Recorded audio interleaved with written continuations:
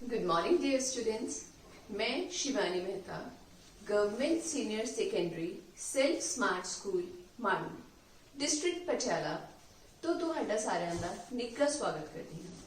Students ਅੱਜ ਮੈਂ ਤੁਹਾਡੇ ਨਾਲ क्लास 10th ਦਾ chapter 6 life processes that is ਜੈਵਿਕ ਪ੍ਰਕਿਰਿਆਵਾਂ ਡਿਸਕਸ ਕਰਾਂਗੀ। Students before we start with the chapter मैं ਤੁਹਾਡੇ ਕੋਲੋਂ ਇੱਕ ਕੁਐਸਚਨ ਪੁੱਛਣਾ ਚਾਹੁੰਦੀ ਹਾਂ जो कि बहुत ही सिंपल पर इम्पॉर्टेंट क्वेश्चन है। Okay students, can you please tell me the difference between living and non living organisms? सजीव अते निर्जीव विच की अंतर है बच्चों? जी हाँ, सारे नालों पहला तुसी कहोगे कि सजीव भोजन करते हैं और सजीव गति भी करते हैं, सजीव साह लेंदे हैं, सजीव मल त्याग प्रणाली करते हैं। तो बच्चों एक बहुत बड़ी कंफ्यूजन है। ये तो क्लियर हो गया कि सजीव ये सारी क्रियावां करते हैं, पर बचपन तो असीं सुनते आ रहे हैं कि पौधे भी सजीव हैं। की तुसीं कदे पौधे नूं भोजन खांदे देखिया है, साह लेंदे वेख्या है, भोजन दी भाल विच गति करदे वेख्या है? नहीं वेख्या ना। तो फिर असी किवें कह सकते हाँ बच्चों कि पौधे भी सजीव हैं? ओके स्टूडेंट्स, तुसी सारिਆਂ ने जरूर वेख्या होवेगा कि तुसी जब तुहाडे पेरेंट्स एक छोटा जिहा बीज सीड लगाते हैं, उस बीज तो कुछ ही दिनों विच एक छोटा पौधा उग जाता है जो कि कुछ हफ्ते अते महीनों के समय उपरांत प्रॉपर प्लांट दा रूप ले लेंदा है। हुंदा है ना बच्चों? ਤਾਂ ਇਹ ਕੀ ਹੋ ਰਿਹਾ ਹੈ ਬੱਚਿਓ? ਇਹ ਹੈ ਵਾਧਾ। ਤਾਂ ਸਜੀਵ ਜਿਹੜੇ ਹਨ ਬੱਚਿਓ ਉਹ ਇਹ ਸਾਰੀ ਕਿਰਿਆਵਾਂ ਜਿਵੇਂ ਭੋਜਨ ਕਰਨਾ, ਸਾਹ ਲੈਣਾ, ਮਲ ਤਿਆਗ ਕਿਰਿਆ ਕਰਨਾ, ਗਤੀ ਕਰਨਾ ਤੋਂ ਇਲਾਵਾ ਵਾਧਾ ਅਤੇ ਵਿਕਾਸ ਵੀ ਕਰਦੇ ਹਨ। ਸੋ ਸਟੂਡੈਂਟਸ ਉਹ ਸਾਰੇ ਜੀਵ ਜਿਹੜੇ ਕਿ ਭੋਜਨ ਦੀ ਕਿਰਿਆ, भोजन लैन की क्रिया, ट्रांसपोर्टेशन मतलब खाधे गए भोजन के स्थानांतरण की क्रिया, रेस्पिरेशन मतलब सांस क्रिया, एक्सक्रीशन मल त्याग क्रिया, रिप्रोडक्शन प्रजनन क्रिया आदि ये सारी क्रियावां करते हैं ओह सारे सजीव हुंदे हैं। तां असी कह सकते हैं बच्चों कि ये सारी क्रियावां ਜਿਹੜੀਆਂ ਕਿ ਕਿਸੇ ਸਜੀਵ ਨੂੰ ਜੀਵਿਤ ਰੱਖਣ ਲਈ ਜ਼ਰੂਰੀ ਹਨ ਉਹਨਾਂ ਨੂੰ ਕੀ ਕਹਿੰਦੇ ਹਨ? ਲਾਈਫ ਪ੍ਰੋਸੈਸਸ ਜਾਂ ਕੀ ਕਹਿੰਦੇ ਹਨ? ਜੈਵਿਕ ਪ੍ਰਕਿਰਿਆਵਾਂ। ਇਹੀ ਆਪਣਾ ਅੱਜ ਦਾ ਪਾਠ ਹੈ ਬੱਚਿਓ, ਠੀਕ ਹੈ ਨਾ? ਬਿਲਕੁਲ ਠੀਕ ਬੱਚਿਓ। ਹੁਣ ਬੱਚਿਓ ਇਹ ਸਾਰੀ ਜੈਵਿਕ ਪ੍ਰਕਿਰਿਆਵਾਂ ਵਿੱਚੋਂ ਆਪਾਂ ਸਾਰੇ ਨਾਲੋਂ ਪਹਿਲਾਂ ਅੱਜ ਦੇ ਲੈਕਚਰ ਵਿੱਚ पोषण मतलब न्यूट्रिशन डिस्कस करांगे।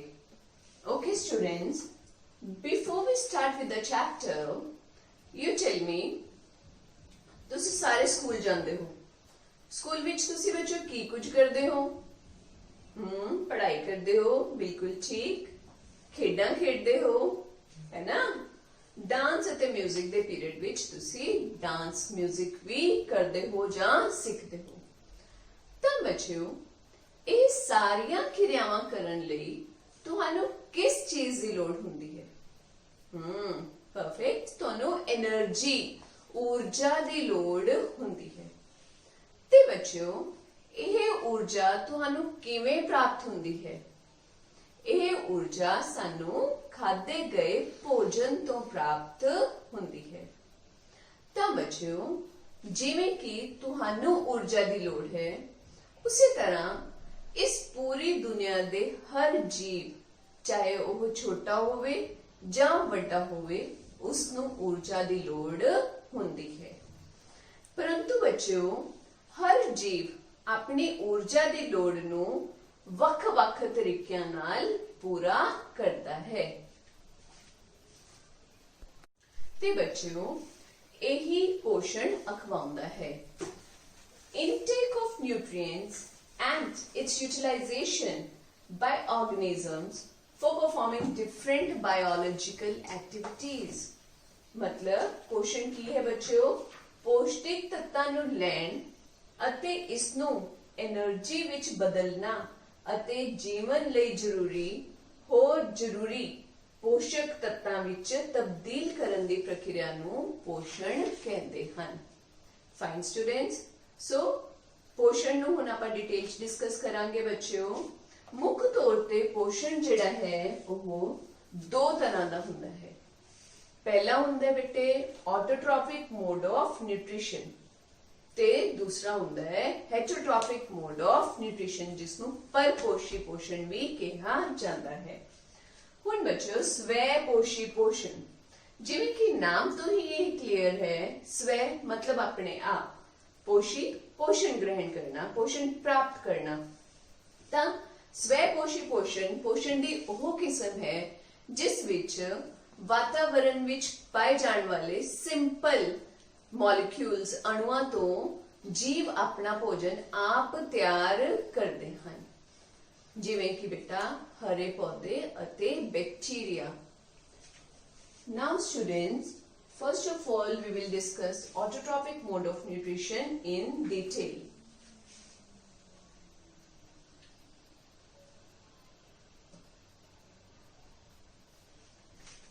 Students, ਜਿਵੇਂ ਕਿ ਅਸੀਂ ਜਾਣਦੇ ਹਾਂ ਕਿ ਪੌਦਿਆਂ ਨੂੰ ਵੀ ਵਾਧੇ ਅਤੇ ਵਿਕਾਸ ਲਈ ਭੋਜਨ ਦੀ ਲੋੜ ਹੁੰਦੀ ਹੈ, ਤਾਂ ਇਹ ਆਪਣਾ ਪੋਸ਼ਣ ਕਿਵੇਂ ਪ੍ਰਾਪਤ ਕਰਦੇ ਹਨ। ਬੱਚਿਓ, ਤੁਸੀਂ ਆਪਣੀਆਂ ਪਿਛਲੇ ਕਲਾਸਿਸ ਵਿੱਚ ਪੜ੍ਹਿਆ ਹੈ ਕਿ ਰੋਸ਼ਨੀ, ਪਾਣੀ, ਕਾਰਬਨ ਡਾਈਆਕਸਾਈਡ ਅਤੇ ਕਲੋਰੋਫਿਲ ਦੀ ਮਦਦ ਨਾਲ ਪੌਦੇ ਪ੍ਰਕਾਸ਼ ਸੰਸਲੇਸ਼ਣ ਦੀ ਕਿਰਿਆ that is photosynthesis ਕਰਦੇ ਹਨ।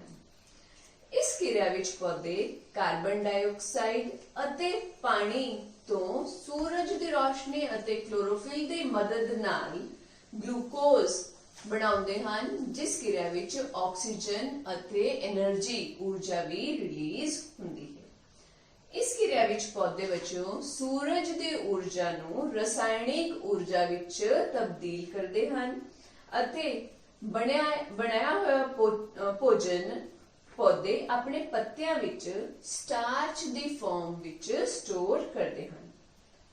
ਪਾਣੀ ਅਤੇ ਹੋਰ ਪੋਸ਼ਕ ਤੱਤ ਪੌਦੇ ਜੜ੍ਹਾਂ ਰਾਹੀਂ ਮਿੱਟੀ ਤੋਂ ਐਬਜ਼ੌਰਬ ਕਰਦੇ ਹਨ।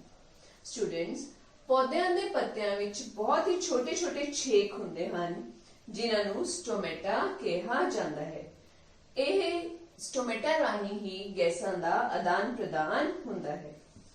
ਪੱਤੇ ਦੇ ਸੈੱਲਾਂ ਵਿੱਚ ਕਲੋਰੋਪਲਾਸਟ ਹੁੰਦੇ ਹਨ ਬੱਚਿਓ, ਜਿਨ੍ਹਾਂ ਵਿੱਚ ਕਲੋਰੋਫਿਲ ਹੁੰਦਾ ਹੈ, ਜੋ ਕਿ ਸੂਰਜ ਦੀ ਰੋਸ਼ਨੀ ਨੂੰ ਸੋਖਿਤ ਕਰਦਾ ਹੈ ਅਤੇ ਕਾਰਬਨ ਡਾਈਆਕਸਾਈਡ ਅਤੇ ਪਾਣੀ ਨੂੰ ਗਲੂਕੋਜ਼ ਵਿੱਚ ਕਨਵਰਟ ਕਰ ਦਿੰਦਾ ਹੈ। ਇਸ ਕਿਰਿਆ ਵਿੱਚ ਆਕਸੀਜਨ ਇੱਕ ਵਾਧੂ ਪਦਾਰਥ ਦੇ ਰੂਪ ਵਿੱਚ ਸਟੋਮੇਟਾ ਰਾਹੀਂ ਬਾਹਰ ਛੱਡ ਦਿੱਤੀ ਜਾਂਦੀ ਹੈ। So students, organisms which synthesize their own food from simple raw materials like carbon dioxide and water. This type of nutrition is known as autotrophic mode of nutrition. जीव कार्बन डाइऑक्साइड ਅਤੇ ਪਾਣੀ ਵਰਗੇ ਸਧਾਰਨ ਕੱਚੇ ਪਦਾਰਥਾਂ ਤੋਂ ਆਪਣੇ ਭੋਜਨ ਦਾ ਸੰਸਲੇਸ਼ਣ ਕਰਦੇ ਹਨ, ਜਿਵੇਂ ਕਿ ਬੱਚਿਓ ਸਾਰੇ ਹਰੇ ਪੌਦੇ ਅਤੇ ਬੈਕਟੀਰੀਆ ਵਿੱਚ ਅਸੀਂ ਦੇਖ ਸਕਦੇ ਹਾਂ। ਹੁਣ ਬੱਚਿਓ, ਆਟੋਟ੍ਰੋਫਿਕ ਮੋਡ ਆਫ ਨਿਊਟ੍ਰੀਸ਼ਨ ਤੋਂ ਬਾਅਦ ਸਾਡਾ second method of nutrition, mode of nutrition ਹੈ ਹੈਟਰੋਟ੍ਰੋਫਿਕ ਮੋਡ ਆਫ ਨਿਊਟ੍ਰੀਸ਼ਨ, ਜਿਸ ਨੂੰ ਪਰਪੋਸ਼ੀ ਪੋਸ਼ਣ ਵੀ ਕਿਹਾ ਜਾਂਦਾ ਹੈ। ਬੇਟੇ, ਅਗੇਨ ਫਰਮ ਦਾ name itself it's very clear. ਪਰ ਮਤਲਬ ਪਰਾਇਆ, ਪੋਸ਼ੀ ਮਤਲਬ ਪੋਸ਼ਣ ਲੈਣਾ। ਹੁਣ ਜਦੋਂ ਅਸੀਂ ਦੂਜੇ ਜੀਵਾਂ ਤੇ ਪੋਸ਼ਣ ਲਈ ਨਿਰਭਰ ਕਰਦੇ ਹਾਂ, ਇਸ ਤਰ੍ਹਾਂ ਦੇ ਪੋਸ਼ਣ ਨੂੰ ਪਰਪੋਸ਼ੀ ਪੋਸ਼ਣ ਕਹਿੰਦੇ ਹਨ। Students, in this, the organisms depend upon other organisms for food. For example, lion, cow, amoeba, and of course human beings, we people. ਇਸ ਵਿੱਚ ਜੀਵ ਭੋਜਨ ਲਈ ਹੋਰ ਜੀਵ ਜੰਤੂਆਂ ਤੇ ਨਿਰਭਰ ਕਰਦੇ ਹਨ, ਜਿਵੇਂ ਕਿ ਬੇਟੇ ਸ਼ੇਰ, ਗਾਂ, ਅਮੀਬਾ ਅਤੇ ਮਨੁੱਖ। ਇਹ ਸਾਰੀਆਂ ਇਸ ਦੀਆਂ ਉਦਾਹਰਨਾਂ ਹਨ। ਸਟੂਡੈਂਟਸ, ਹਰ ਇੱਕ ਜੀਵ ਆਪਣੇ ਵਾਤਾਵਰਣ ਦੇ ਅਕੋਰਡਿੰਗਲੀ ਉਸੇ ਹਿਸਾਬ ਨਾਲ ਢਲਿਆ ਹੁੰਦਾ ਹੈ, ਜਿਸ ਕਾਰਨ ਉਸ ਦੀ ਭੋਜਨ ਦੀ ਲੋੜ ਅਤੇ ਭੋਜਨ ਨੂੰ ਗ੍ਰਹਿਣ ਕਰਨ ਦਾ ਤਰੀਕਾ ਦੋਵੇਂ ਹੀ ਵੱਖ-ਵੱਖ ਹੁੰਦੇ ਹਨ।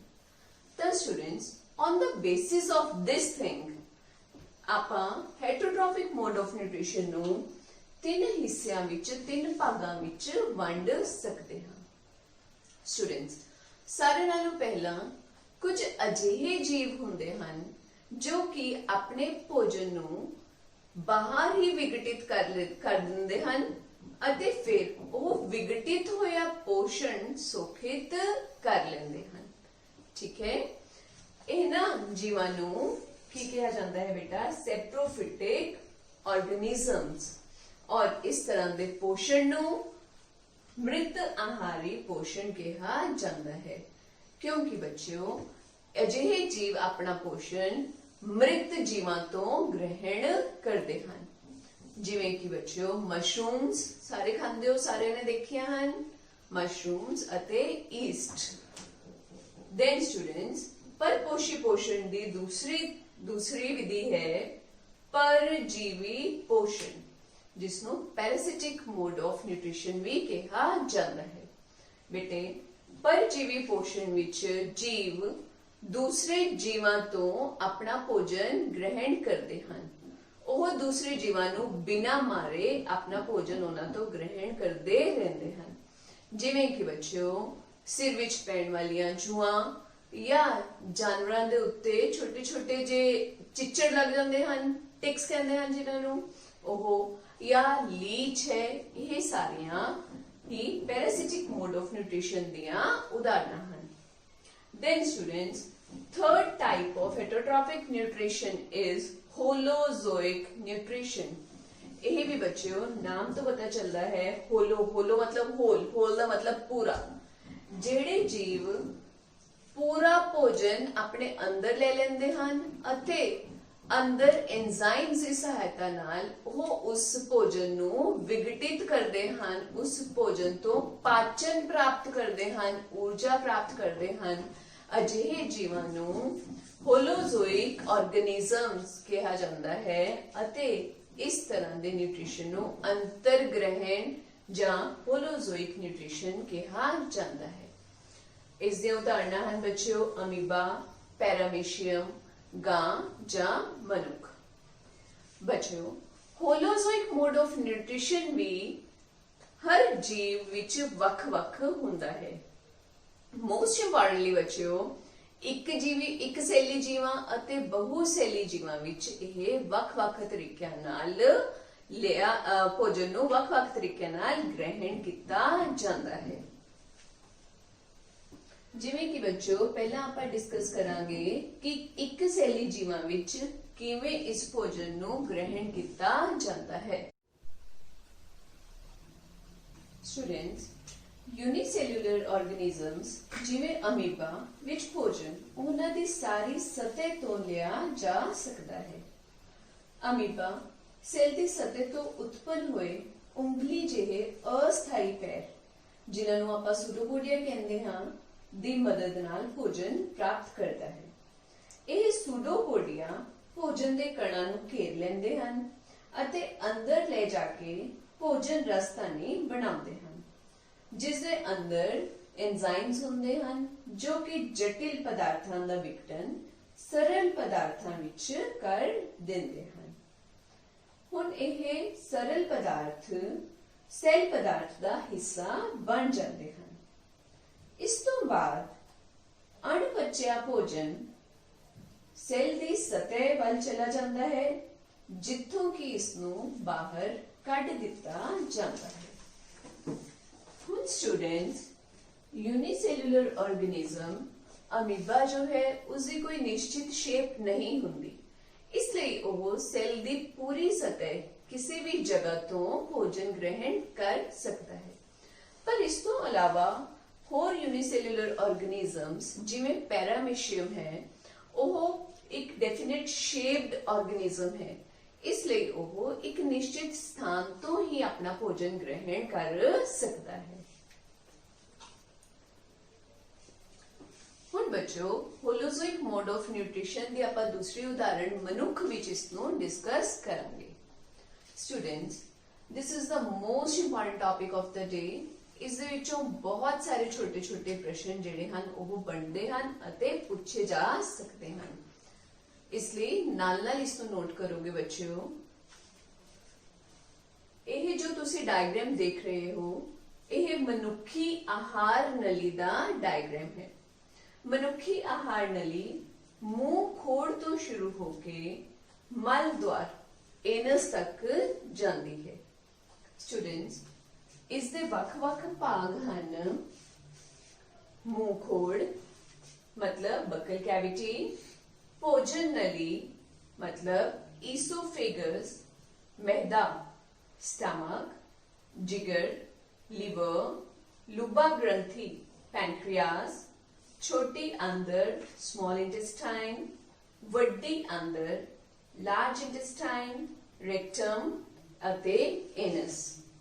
ਤੁਸੀਂ ਇਸ ਚਿੱਤਰ ਵਿੱਚ ਦੇਖੋ ਬੱਚਿਓ, ਇਹ ਮੂੰਹ ਖੋੜ ਹੈ ਜਿਸ ਦੇ ਰਾਹੀਂ ਅਸੀਂ ਭੋਜਨ ਨੂੰ ਗ੍ਰਹਿਣ ਕਰਦੇ ਹਾਂ। ਮੂੰਹ ਖੋੜ ਤੋਂ ਬਾਅਦ ਸੈਕੰਡ ਆਰਗਨ ਹੈ ਈਸੋਫੇਗਸ। ਇਸ ਤੋਂ ਬਾਅਦ ਬੇਟਾ ਸਾਡੀ ਸਟਮਕ ਆ ਜਾਂਦੀ ਹੈ, ਮੈਦਾ ਕਹਿੰਦੇ ਹਨ ਜਿਸ ਨੂੰ। ਮੈਦੇ ਤੋਂ ਬਾਅਦ ਛੋਟੀ ਅੰਦਰ ਅਤੇ ਵੱਡੀ ਅੰਦਰ। ਬੇਟਾ ਇਹਨਾਂ ਅੰਗਾਂ ਤੋਂ ਇਲਾਵਾ ਦੋ ਹਾਰਮੋਨਸ ਹਿਊਮਨ ਡਾਈਜੈਸਟਿਵ ਸਿਸਟਮ ਦਾ ਬਹੁਤ ਇੰਪੋਰਟੈਂਟ ਪਾਰਟ ਬਣਾਉਂਦੇ ਹਨ। ਕਿਹੜੇ-ਕਿਹੜੇ? ਇਹ ਹੈ ਲਿਵਰ, ਜਿਗਰ ਤੇ ਦੂਸਰਾ ਬੇਟੇ ਸਟਮਕ ਦੇ ਪਿੱਛੇ, ਮੈਦੇ ਦੇ ਪਿੱਛੇ ਵੱਲ ਨੂੰ ਸਿਚੁਏਟਡ ਹੁੰਦਾ ਹੈ ਜੋ ਕਿ ਅਗਲੇ ਪਾਸਿਓਂ ਨਹੀਂ ਵਿਖਾਈ ਦਿੰਦਾ, ਉਹ ਹੈ ਲੂਬਾ ਗ੍ਰੰਥੀ। ਤੇ ਬੱਚਿਓ ਹੁਣ ਆਪਾਂ ਡਿਸਕਸ ਕਰਾਂਗੇ ਕਿ ਕਿਹੜੇ-ਕਿਹੜੇ ਅੰਗ ਵਿੱਚ ਭੋਜਨ ਦਾ ਪਾਚਨ ਕਿਵੇਂ ਹੁੰਦਾ ਹੈ। ਬੱਚਿਓ ਪਾਚਨ ਡਿਸਕਸ ਕਰਨ ਤੋਂ ਪਹਿਲਾਂ ਤੁਹਾਨੂੰ ਇਹ ਪਤਾ ਹੋਣਾ ਜ਼ਰੂਰੀ ਹੈ ਕਿ ਸਾਡੇ ਭੋਜਨ ਵਿੱਚ 3 ਅਜਿਹੇ ਤੱਤ ਹੁੰਦੇ ਹਨ ਜਿਨ੍ਹਾਂ ਦਾ ਪਾਚਨ ਹੋਣਾ ਜ਼ਰੂਰੀ ਹੈ, ਜਾਂ ਇਹ ਕਹਿ ਸਕਦੇ ਹਾਂ ਕਿ ਉਹਨਾਂ ਤੋਂ ਹੀ ਊਰਜਾ ਮਿਲਦੀ ਹੈ। ਜਿਹੜੇ ਕਿਹੜੇ-ਕਿਹੜੇ ਹਨ ਬੱਚਿਓ? ਕਾਰਬੋਹਾਈਡਰੇਟਸ, ਫੈਟਸ ਔਰ ਪ੍ਰੋਟੀਨਸ। ਓਕੇ, ਨਾਓ ਸਟੂਡੈਂਟਸ, ਆਪਾਂ ਆਪਣਾ ਭੋਜਨ ਕਿੱਥੋਂ ਪ੍ਰਾਪਤ ਕਰਦੇ ਹਾਂ? ਕਿੱਥੋਂ ਦੀ ਖਾਂਦੇ ਹਾਂ? ਮੂੰਹ ਵਿੱਚੋਂ। ਬਿਲਕੁਲ ਠੀਕ ਬੱਚਿਓ, ਮੂੰਹ ਵਿੱਚ ਆਪਾਂ ਆਪਣਾ ਭੋਜਨ ਖਾਂਦੇ ਹਾਂ ਤੇ ਉਹ ਸਾਡੇ ਮੂੰਹ ਖੋੜ ਵਿੱਚ ਕੁਝ ਸਮੇਂ ਲਈ ਰਹਿੰਦਾ ਹੈ। ਸਾਡੇ ਮੂੰਹ ਖੋੜ ਵਿੱਚ ਦੰਦ ਅਤੇ ਜੀਭ ਦੀ ਮਦਦ ਨਾਲ ਇਸ ਭੋਜਨ ਨੂੰ ਛੋਟੇ-ਛੋਟੇ ਟੁਕੜਿਆਂ ਵਿੱਚ ਬ੍ਰੇਕ ਕੀਤਾ ਜਾਂਦਾ ਹੈ। ਤੇ ਸਟੂਡੈਂਟਸ, ਤੁਸੀਂ ਜਾਣ ਕੇ ਹੈਰਾਨ ਹੋ ਜਾਓਗੇ ਕਿ ਸਾਡੇ ਭੋਜਨ ਦਾ ਪਾਚਨ ਜੋ ਹੈ ਉਹ ਸਾਡੇ ਮੂੰਹ ਵਿੱਚ ਹੀ ਸ਼ੁਰੂ ਹੋ ਜਾਂਦਾ ਹੈ। ਅੱਛਾ ਬੱਚਿਓ, ਇੱਕ ਛੋਟੀ ਜਿਹੀ ਕਿਰਿਆ ਕਰੋ ਫਟਾਫਟ। ਸਾਰੇ ਬੱਚੇ ਇਹ ਇਮੇਜਿਨ ਕਰੋ ਕਿ ਤੁਹਾਡਾ ਫੇਵਰੇਟ ਫੂਡ ਕਿਹੜਾ ਹੈ। ਕਿਸੇ ਦਾ ਕੜੀ ਚਾਵਲ, ਕਿਸੇ ਦਾ ਰਾਜਮਾ ਚਾਵਲ। ਓਹੋ, ਗੋਲਗੱਪੇ ਦੇ ਨਾਮ ਤੇ ਤਾਂ ਸਾਰਿਆਂ ਦੇ ਮੂੰਹ 'ਚ ਪਾਣੀ ਆ ਗਿਆ ਹੈ ਨਾ। ਹਾਂ ਬੱਚਿਓ, ਇਹ ਪਾਣੀ ਜੋ ਤੁਹਾਡੇ ਮੂੰਹ ਵਿੱਚ ਆ ਚੁੱਕਾ ਹੈ ਇਹ ਅਸਲ ਵਿੱਚ ਲਾਰ ਹੈ। ਲਾਰ ਜੋ ਹੈ ਬੇਟਾ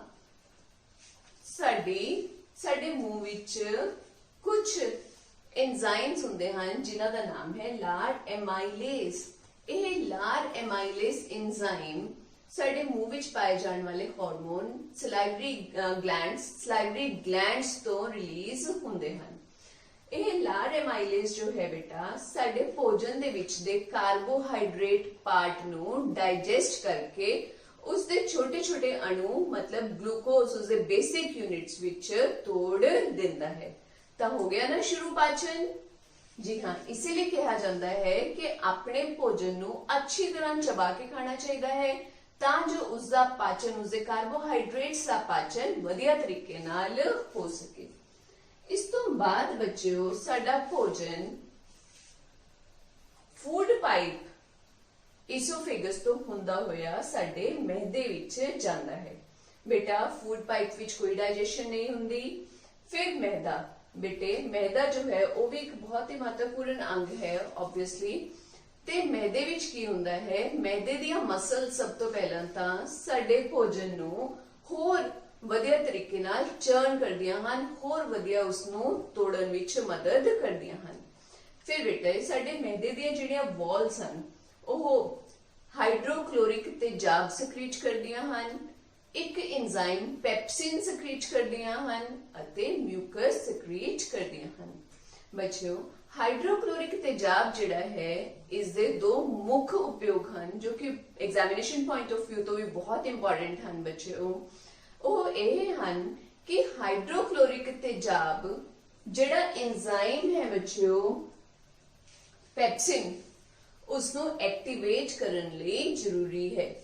ਪੈਪਸਿਨ जो है एक प्रोटीन डाइजेस्टिंग एंजाइम है जिस दे नाल साडे भोजन दे विचले प्रोटीन्स डाइजेस्ट हुंदे हन ਅਤੇ दूसरा साडे भोजन दे नाल जो गलती नाल जीवाणु चले जांदे हन उन्हां दा खात्मा भी हाइड्रोक्लोरिक तेजाब ही करदा है। ते तीसरा बेटा जो म्यूकस है क्योंकि हाइड्रोक्लोरिक तेजाब एक बहुत ही तेज तेजाब है जो कि किसी भी चीज में जे बेटा बाहरों है साडी स्किन ते लग जाए तो साडी स्किन उतो गलनी शुरू हो जाएगी, ठीक है ना। तो उस तेजाब तो ताकि साडी स्टमक दी वॉल्स ਜਿਹੜੀਆਂ ਹਨ ਉਹਨਾਂ ਨੂੰ ਨੁਕਸਾਨ ਨਾ ਪਹੁੰਚੇ ਇਸ ਕਰਕੇ ਇਹ ਮਿਊਕਸ ਸਟਮਕ ਦੀਆਂ ਵॉल्स ਨੂੰ ਪ੍ਰੋਟੈਕਟ ਕਰਦਾ ਹੈ। ਹੁਣ ਬੱਚਿਓ ਇਹ ਜਿਹੜਾ ਅੱਧ ਬਚਿਆ ਭੋਜਨ ਹੈ ਇਹ ਮਹਿਦੇ ਤੋਂ ਛੋਟੀ ਆਂਦਰ ਵਿੱਚ ਜਾਂਦਾ ਹੈ। ਬੱਚਿਓ ਸਾਰਾ ਦਾ ਸਾਰਾ ਭੋਜਨ ਇੱਕੇ ਵਾਰੀ ਵਿੱਚ ਹੀ ਮਹਿਦੇ ਤੋਂ ਛੋਟੀ ਆਂਦਰ ਵਿੱਚ ਨਹੀਂ ਜਾਂਦਾ ਬਲਕਿ ਛੋਟੀ ਆਂਦਰ ਅਤੇ ਮਹਿਦੇ ਦੇ ਪੁਆਇੰਟ ਆਫ ਕਨੈਕਸ਼ਨ ਤੇ ਇੱਕ ਸਫਿੰਕਟਰ ਲੱਗਿਆ ਹੁੰਦਾ ਹੈ ਜੋ ਕਿ ਹੌਲੀ ਹੌਲੀ ਕਰਕੇ ਥੋੜੇ ਥੋੜੇ ਭੋਜਨ ਨੂੰ ਮਹਿਦੇ ਤੋਂ ਛੋਟੀ ਆਂਦਰ ਵਿੱਚ ਭੇਜਣ ਦਾ ਕੰਮ ਕਰਦਾ ਹੈ। ਬੇਟਾ ਛੋਟੀ ਆਂਦਰ ਵਿੱਚ ਅੱਧ ਬਚੇ ਭੋਜਨ ਤੋਂ ਇਲਾਵਾ दो होर रिसाव आके मिलते हैं केड़े केड़े जिगर द्वारा सक्रीट किया गया बाइल जूस जिसनू पित्ता रस कहते हैं अते पैनक्रियाज मतलब लुबा ग्रंथि द्वारा छड्या गया सक्रीट किया गया लुबा रस। बेटे यह बाइल जूस अते लुबा रस भी साडे भोजन दे पाचन लई बहुत ही जरूरी हैं। ओह किवें बेटा लिवर ਜਿਹੜਾ ਬਾਈਲ ਜੂਸ ਸਕ੍ਰੀਟ ਕਰਦਾ ਹੈ ਉਹ ਸਾਡੇ ਫੈਟ ਜਿਹੜੇ ਸਾਡੇ ਭੋਜਨ ਦਾ ਫੈਟ ਵਾਲਾ ਪੋਰਸ਼ਨ ਹੈ ਉਸ ਨੂੰ ਡਾਈਜੈਸਟ ਜਾਂ ਇਮਲਸੀਫਾਈ ਕਰਦੇ ਹਨ। ਇਮਲਸੀਫਾਈ ਕਰਨਾ ਮਤਲਬ ਉਸ ਨੂੰ ਛੋਟੇ ਛੋਟੇ ਭਾਗਾਂ ਵਿੱਚ ਤੋੜ ਦਿੰਦੇ ਹਨ। ਕਿਹੜੇ ਕਿਹੜੇ ਦੋ ਭਾਗ ਹਨ ਬੇਟਾ ਫੈਟ ਮੋਲੀਕਿਊਲ ਬ੍ਰੇਕਅਪ ਹੁੰਦਾ ਹੈ ਫੈਟੀ ਐਸਿਡ ਅਤੇ ਗਲਿਸਰੋਲ ਵਿੱਚ। ਤੇ ਬੱਚਿਓ ਲੁਬਾ ਗ੍ਰੰਥੀ ਦੁਆਰਾ ਰਿਲੀਜ਼ ਕੀਤੇ ਗਏ ਜਿਹੜੇ ਤਿੰਨ ਐਂਜ਼ਾਈਮਸ ਹਨ ਟ੍ਰਿਪਸਿਨ ਲਾਈਪੇਜ਼ ਅਤੇ ਪੈਨਕ੍ਰੀਆਟਿਕ ਐਮਾਈਲੇਜ਼ ਇਹ ਕੀ ਕੰਮ ਕਰਦੇ ਹਨ ਬੱਚਿਓ। ਟ੍ਰਿਪਸਿਨ ਜੋ ਹੈ ਉਹ ਪ੍ਰੋਟੀਨ ਡਾਈਜੈਸਟਿੰਗ ਐਂਜ਼ਾਈਮ ਹੈ ਪ੍ਰੋਟੀਨ ਭਾਗ ਨੂੰ ਡਾਈਜੈਸਟ ਕਰਦਾ ਹੈ। ਲਾਈਪੇਜ਼ ਜੋ ਹੈ ਬੇਟਾ ਉਹ ਫੈਟ ਮੋਲੀਕਿਊਲਸ ਨੂੰ ਡਾਈਜੈਸਟ ਕਰਦਾ ਹੈ ਅਤੇ ਪੈਨਕ੍ਰੀਆਟਿਕ ਐਮਾਈਲੇਜ਼ ਹੁਣ ਤੱਕ ਜਿਹੜੀ ਸ਼ੂਗਰ ਬਚ ਗਈ ਹੈ ਜਿਹੜੇ ਕਾਰਬੋਹਾਈਡਰੇਟਸ ਦੇ ਭਾਗ ਅਣਬਚਿਆ ਰਹਿ ਗਿਆ ਹੈ ਉਸ ਨੂੰ ਡਾਈਜੈਸਟ ਕਰਨ ਵਿੱਚ ਹੈਲਪ ਕਰਦਾ ਹੈ। ਹੁਣ ਬੱਚਿਓ ਸਾਡਾ ਭੋਜਨ ਜਿੰਨਾ ਪਚ ਸਕਦਾ ਸੀ ਉਹ ਛੋਟੀ ਆਂਦਰ ਵਿੱਚ ਪਚ ਚੁੱਕਿਆ ਹੈ। ਹੁਣ ਇਸ ਭੋਜਨ ਦੇ ਜਿਹੜਾ ਪਚਿਆ ਹੋਇਆ ਭੋਜਨ ਹੈ ਉਹ ਕਿੱਥੇ ਜਾਏਗਾ ਬੱਚਿਓ। ਸਾਡੀ ਛੋਟੀ ਆਂਦਰ ਦੀ ਜਿਹੜੀ ਇਨਰ ਵਾਲ ਹੈ ਉਹ ਛੋਟੇ ਛੋਟੀਆਂ ਪ੍ਰੋਜੈਕਸ਼ਨਸ ਜਿਨ੍ਹਾਂ ਨੂੰ ਵਿਲਾਈ ਕਹਿੰਦੇ ਹਨ ਬੱਚਿਓ ਇਸ ਤਰ੍ਹਾਂ ਦੀਆਂ ਵਿਲਾਈ ਹੁੰਦੀਆਂ ਹਨ ਉਹ ਬਲੱਡ ਵੈਸਲਸ ਨਾਲ ਸਰਾਊਂਡਡ ਹੁੰਦੀਆਂ ਹਨ। ਉਹ ਬਲੱਡ ਵੈਸਲਸ ਜਿਹੜੀਆਂ ਹਨ ਪਚੇ ਹੋਏ ਭੋਜਨ ਨੂੰ ਜਜ਼ਬ ਕਰ ਲੈਂਦੀਆਂ ਹਨ। ਇਹ ਵਿਲਾਈ ਦਾ ਕੀ ਫੰਕਸ਼ਨ ਹੈ ਬੱਚੋ ਇਹ ਵੀ ਬਹੁਤ ਇੰਪੋਰਟੈਂਟ ਹੈ। ਵਿਲਾਈ ਜੋ ਹਨ ਉਹ ਐਬਜ਼ੌਰਪਟਿਵ ਸਰਫੇਸ ਏਰੀਆ ਨੂੰ ਇਨਕਰੀਜ਼ ਕਰਨ ਦਾ ਕੰਮ ਕਰਦੇ ਹਨ ਮਤਲਬ ਅਜਿਹਾ ਏਰੀਆ ਵਧਾਉਣ ਦਾ ਕੰਮ ਕਰਦੇ ਹਨ ਤਾਂ ਕਿ ਵੱਧ ਤੋਂ ਵੱਧ ਏਰੀਆ ਤੋਂ ਭੋਜਨ ਜਿਹੜਾ ਹੈ ਉਹ ਜਜ਼ਬ ਹੋ ਸਕੇ ਸੋਖਿਤ ਹੋ ਸਕੇ। ਹੁਣ ਬੱਚਿਓ ਕੀ ਬਚ ਗਿਆ ਛੋਟੀ ਆਂਦਰ ਵਿੱਚ ਪਚਿਆ ਹੋਇਆ ਭੋਜਨ ਤਾਂ ਸੋਖਿਤ ਹੋ ਗਿਆ। ਇਹ ਬਲੱਡ ਵੈਸਲਸ ਸਾਰੇ ਦਾ ਸਾਰਾ ਪਚਿਆ ਹੋਇਆ ਭੋਜਨ ਜਿਹੜਾ ਸੋਖਿਤ ਕੀਤਾ ਹੈ ਆਪਣੀ ਬਾਡੀ ਦੇ ਹਰ ਸੈੱਲ ਨੂੰ ਪਹੁੰਚਾ ਦਿੰਦੀਆਂ ਹਨ। ਇਸ ਤੋਂ ਬਾਅਦ ਬੱਚਿਓ ਜਿਹੜਾ ਇਹ ਅਣਪਚਿਆ ਭੋਜਨ ਹੈ ਉਹ ਛੋਟੀ ਆਂਦਰ ਤੋਂ ਵੱਡੀ ਆਂਦਰ ਵਿੱਚ ਚਲਾ ਜਾਂਦਾ ਹੈ। ਬੱਚਿਓ ਵੱਡੀ ਆਂਦਰ ਜਿਹੜੀ ਹੈ ਉਹ ਛੋਟੀ ਆਂਦਰ ਦੇ ਮੁਕਾਬਲੇ ਬਹੁਤ ਚੌੜੀ ਹੁੰਦੀ ਹੈ। ਛੋਟੀ ਆਂਦਰ ਦੀ ਲੰਬਾਈ ਜਿਹੜੀ ਹੈ ਬੱਚਿਓ ਉਹ 6 ਮੀਟਰ ਦੇ ਕਰੀਬ ਹੁੰਦੀ ਹੈ। ਜੀ ਹਾਂ ਇੱਕ ਡਬਲ ਫਲੋਰ ਹਾਊਸ ਦੇ ਬਰਾਬਰ ਪਰ ਉਹ ਇੰਨੀ ਪਤਲੀ ਹੁੰਦੀ ਹੈ ਕਿ ਕੰਪੈਕਟਲੀ ਪੈਕਡ ਹੁੰਦੀ ਹੈ ਤੇ ਵੱਡੀ ਆਂਦਰ ਜਿਹੜੀ ਹੈ ਬੇਟਾ ਉਹ ਕੰਪੈਰੀਟਿਵਲੀ ਚੌੜੀ ਹੁੰਦੀ ਹੈ। ਵੱਡੀ ਆਂਦਰ ਵਿੱਚ ਹੁਣ ਜਿਹੜਾ ਅਣਪਚੇ ਭੋਜਨ ਵਿੱਚ ਸਾਲਟਸ ਲੂਣ ਹਨ ਅਤੇ ਪਾਣੀ ਹੈ ਉਹ ਸੋਖਿਤ ਕਰ ਲਿਆ ਜਾਂਦਾ ਹੈ ਅਤੇ ਬਾਕੀ ਦਾ ਬਚਿਆ ਹੋਇਆ ਭੋਜਨ ਮਲ ਥੈਲੀ ਮਤਲਬ ਰੈਕਟਮ ਵਿੱਚ ਉਸ ਸਮੇਂ ਤੱਕ ਸਟੋਰ ਰਹਿੰਦਾ ਹੈ ਜਦੋਂ ਤੱਕ ਕਿ ਮਲ ਦੁਆਰ ਮਤਲਬ ਐਨਸ ਦੁਆਰਾ ਉਸ ਨੂੰ ਬਾਹਰ ਨਾ ਕੱਢਿਆ ਜਾਵੇ। ਬੱਚਿਓ, ਮਲ ਥੈਲੀ ਵਿੱਚ ਇਹ ਅਣਪਚਿਆ ਭੋਜਨ ਉਸ ਸਮੇਂ ਤੱਕ ਸਟੋਰ ਰਹਿੰਦਾ ਹੈ ਜਦੋਂ ਤੱਕ ਕਿ ਅਸੀਂ ਉਸ ਨੂੰ ਬਾਹਰ ਡਿਸਕਾਰਡ ਕਰਨਾ ਨਾ ਚਾਹੀਏ, ਕਿਉਂਕਿ ਮਲ ਦੁਆਰ ਤੇ ਬੱਚਿਓ ਇੱਕ ਸਫਿੰਕਟਰ ਲੱਗਿਆ ਹੁੰਦਾ ਹੈ, ਇੱਕ ਵਾਲ ਲੱਗਿਆ ਹੁੰਦਾ ਹੈ ਜੋ ਕਿ ਇਸ ਦੇ ਮੂਵਮੈਂਟ ਨੂੰ ਕੰਟਰੋਲ ਕਰਦਾ ਹੈ। ਠੀਕ ਹੈ ਨਾ?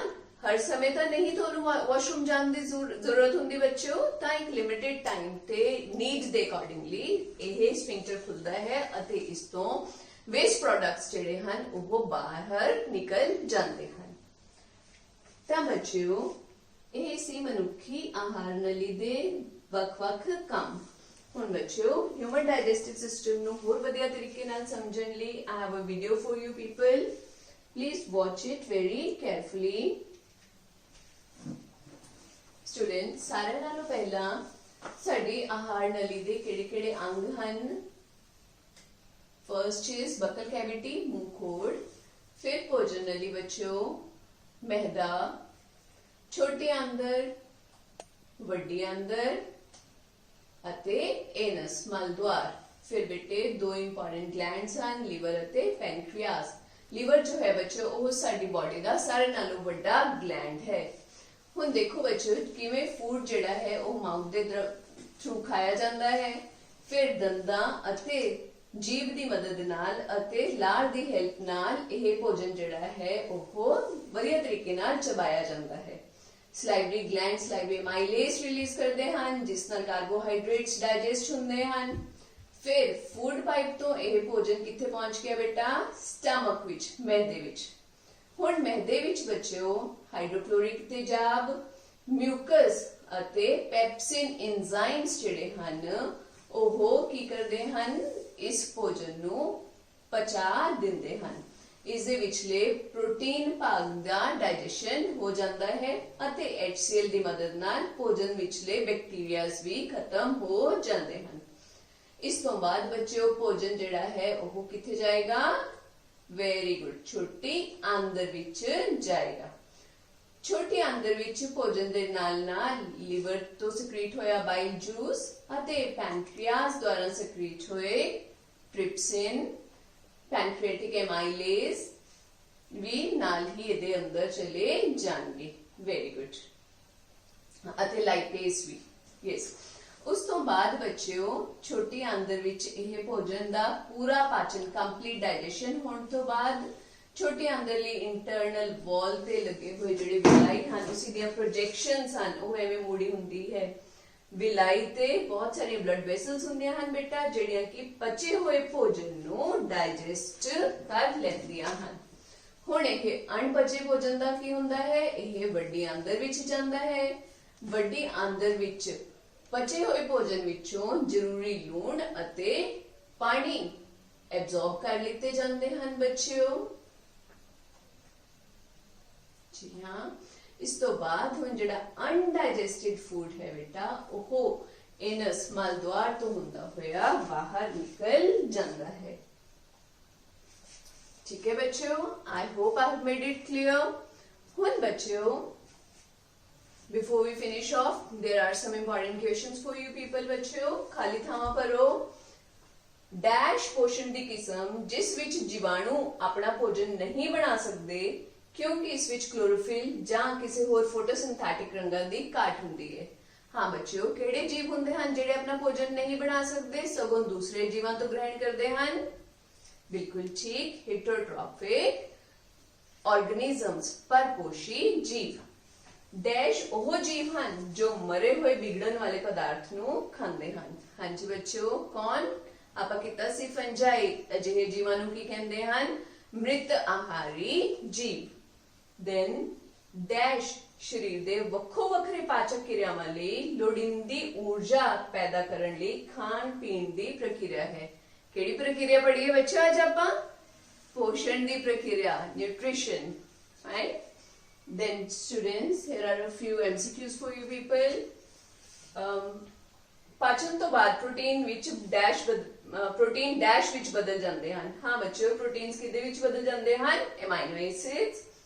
ਪੌਦਿਆਂ ਵਿਚਲੇ ਕਾਰਬੋਹਾਈਡਰੇਟਸ ਦੇ ਰੂਪ ਵਿੱਚ ਸਟੋਰ ਕੀਤੇ ਜਾਂਦੇ ਹਨ। ਹਾਂ ਬੱਚਿਓ, ਕਾਰਬੋਹਾਈਡਰੇਟਸ ਕਿਸ ਦੇ ਰੂਪ ਵਿੱਚ ਸਟੋਰ ਕੀਤੇ ਜਾਂਦੇ ਹਨ? ਆਪਾਂ ਪੜਿਆ ਸੀ ਸਟਾਰਚ ਦੇ ਰੂਪ ਵਿੱਚ।